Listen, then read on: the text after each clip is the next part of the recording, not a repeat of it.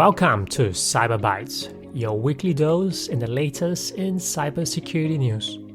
I'm your host, Edwin Kwan, and today we're talking about Apple's next big privacy move, an AI assistant gone rogue, state hackers riding shotgun on Notepad++ updates, and an Australian real estate privacy scandal that will make you double-check those lease links.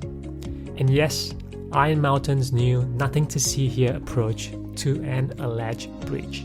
So let's dive right in. First up, Apple is turning more privacy dials. With iOS 26.3, they're adding a new feature called Limit Precise Locations.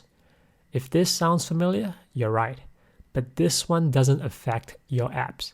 It targets the mobile company's tracking. Normally, mobile carriers can triangulate your phone's location using nearby towers to pinpoint where you are down to the block or even the specific building.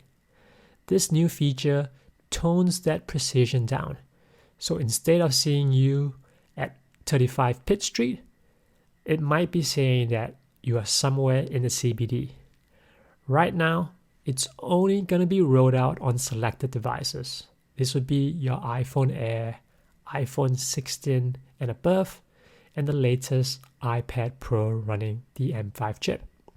And only with certain carriers like Telecom in Germany, EE in the UK, and Boost in the US. Australian telcos aren't on the list yet. This shift is part of a growing trend. More users are demanding digital privacy from the ground up, not just app-level controls. It also comes as law enforcement requests for real-time location data has surged worldwide. Would this make you invisible? No, not exactly, but it's Apple's latest play in limiting how much the network knows about your movements. All right, now let's go on to our next story.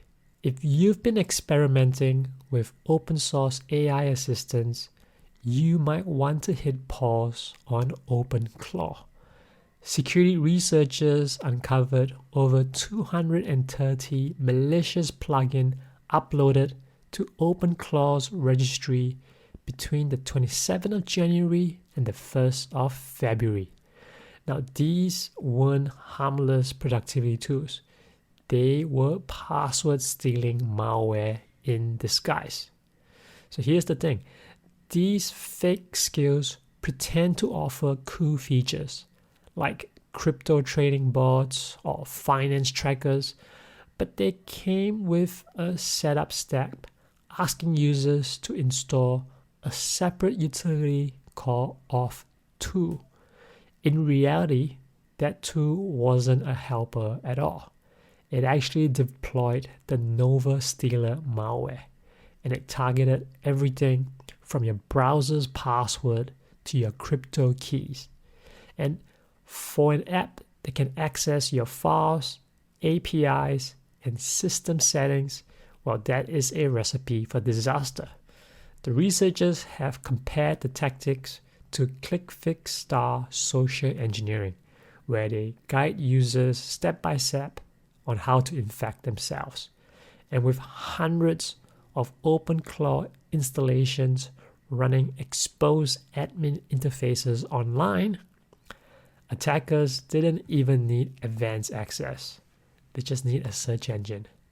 Now, OpenClaw says it simply can't review every single skill submission. It believes that the responsibility falls onto the users. So if you're experimenting with AI assistants, you need to make sure you do a few things. First, you make sure they run them only in a sandbox or a virtual machine. You need to restrict their permissions. Give them minimal access. We keep talking about least privilege, so this is it. And you should be monitoring outgoing traffic, because if one of your keys are leaked, recovery is almost impossible. Now, this is one of those open source double-edged swords, right? Where Transparency is great, but trust, maybe not so much. All right, we're going to go on to our next story, which is some corporate intrigue.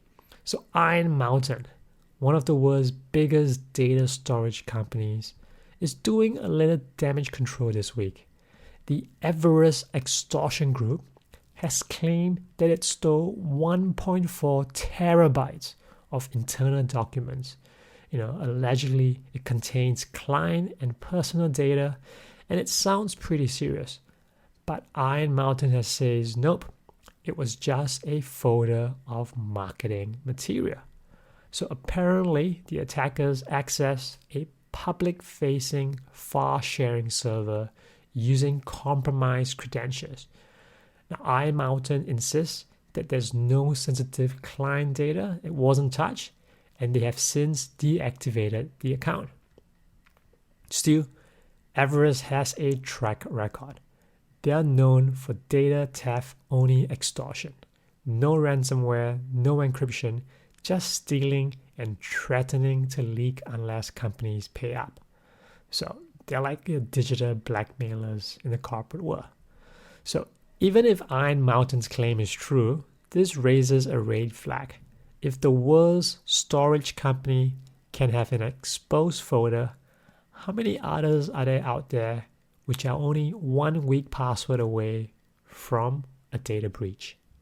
It's a reminder that even minor breaches deserve airtight incident response. All right, we're moving on to our fourth story. Remember Notepad++, that beloved open source text editor that every developer installed on a fresh Windows machine? Well, it's been caught up in a cyber espionage storm. For nearly 6 months, a Chinese state-sponsored group known as Lotus Blossom hijacked Notepad++ updates infrastructure. So essentially, when users try to update their app, they were silently redirected to malicious servers delivering poison updates. This started in June 2025, when the attackers compromised a hosting provider's server running Notepad++ updates service. Even after temporary disruption in September, they regained control using stolen internal credentials, and they stayed undetected until December last year. The attack was very highly targeted, meaning average users were mostly safe, but certain networks were quietly probed and monitored after infection. Now, Notepad++ responded fast once the breach was found, and they rolled out version 8.8.9, where it had the cryptographic signature check to ensure that future installs and updates can't be tampered with. They've also since switched hosting provider and rotated all credentials. For context, think of this like intercepting a trusted auto update from your antivirus app, not to fix your system, but to open a backdoor. It's a reminder that supply chain attacks remain one of the most effective and damaging weapons of state-level cyber attackers.